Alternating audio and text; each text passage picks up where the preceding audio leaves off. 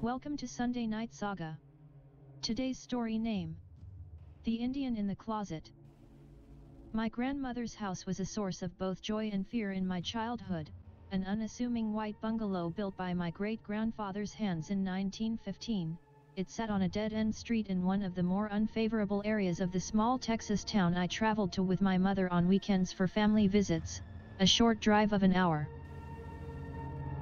I would spend the school week anticipating the weekly trip as my cousin, the same age as I, lived a few houses down on the same street, and was all too happy to waste away the weekend with me playing video games, watching MTV, and joining the other kids on the street for seemingly endless games of kickball in the old church's parking lot until the street lights illuminated the dirt with an amber, incandescent glow.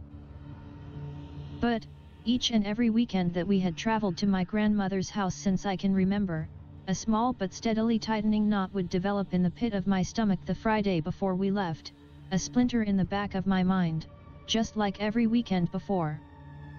A feeling of dread that I didn't want to talk about with Mother, that I just wanted to forget. But forgetting wouldn't help. The source of the fear was in knowing what my grandmother's house was. Haunted. Not haunted in the sense of fictional stories told around campfires, or an exaggerated tale nestled firmly in the unlikely realms of possibility.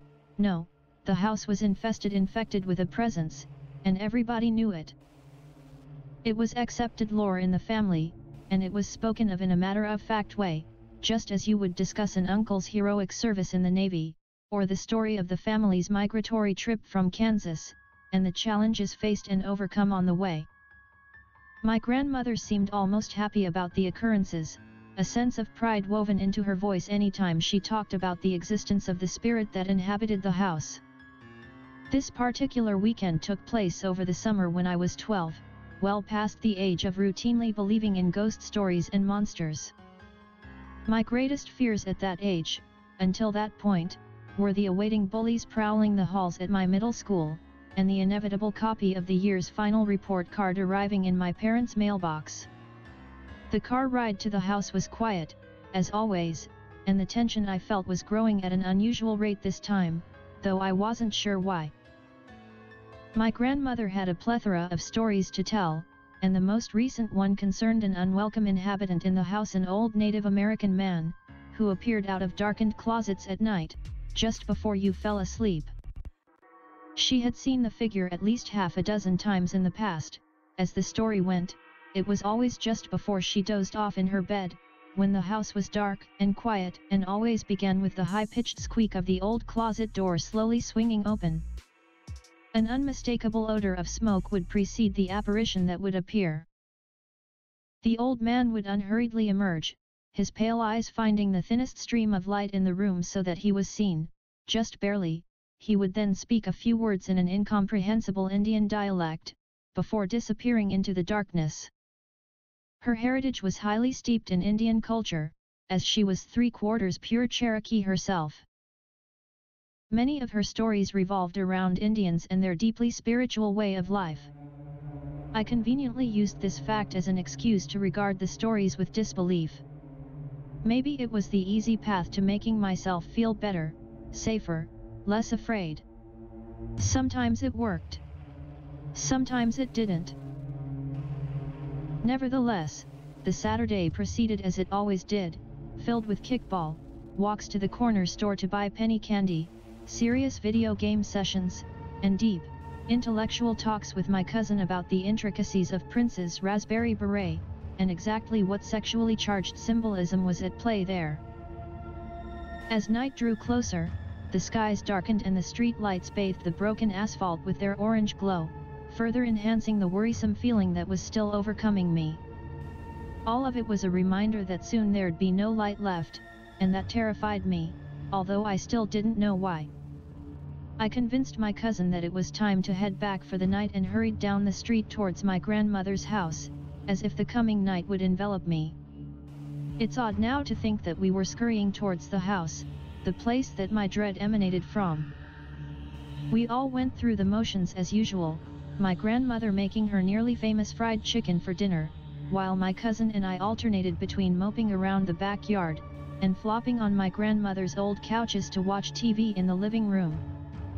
While we laughed and talked on the couches, my eyes darted to my left on occasion, where I could see the open doorway of the room I would be sleeping in that night, the room I always slept in. I knew the Indian always appeared in my grandmother's room, never mine, but the building terror I'd felt this weekend made me not care about that detail as much. Nightfall came, as it does, and the family began to turn in. The house was old, and spoke as old houses tend to do, creaking, cracking, settling. As the TV went silent, and the talking ceased, all of these smatterings of sound become readily apparent, adding to my silent terror. The bedrooms in the place followed identical patterns, with beds against the back walls, and closets on the wall to the right of them.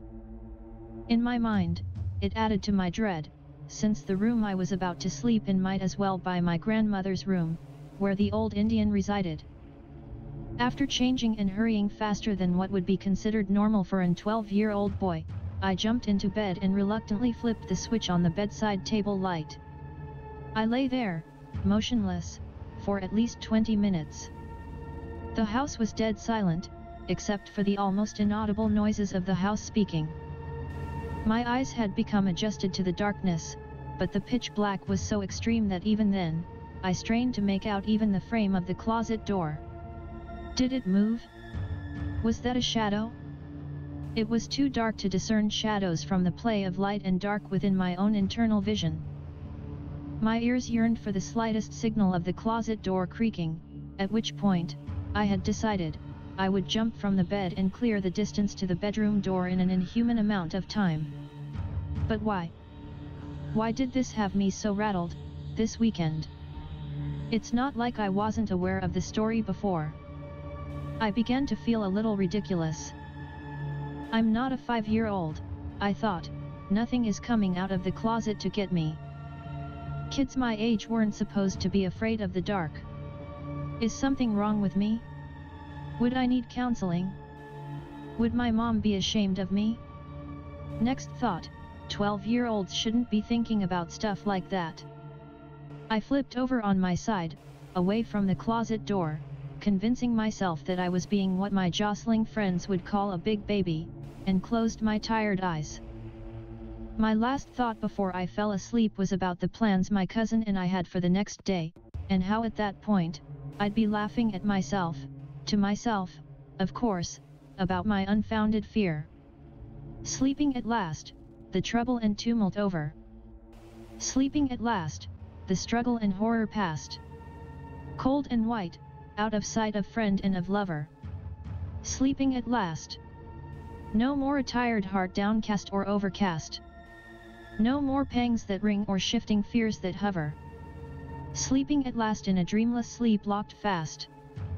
My eyes snapped open, jolted awake by a sound, but I was half asleep when the sound happened, so I couldn't be sure what it was. The calculator watch I wore every waking minute showed it was 3:04 a.m. I had been asleep for 5 hours? How was that possible? It seemed like only a few minutes ago I was thinking of how stupid I was being about my fear of. The sound again. This time it was clear, and so was I. I knew it was a creak. The creak an old wooden door makes when the hinges are about 10 years past the point of needing lubrication. It was only a single snap of noise, nothing followed. I held still, and realized I was holding my breath, without the normal discomfort you'd expect. How long have I been holding it?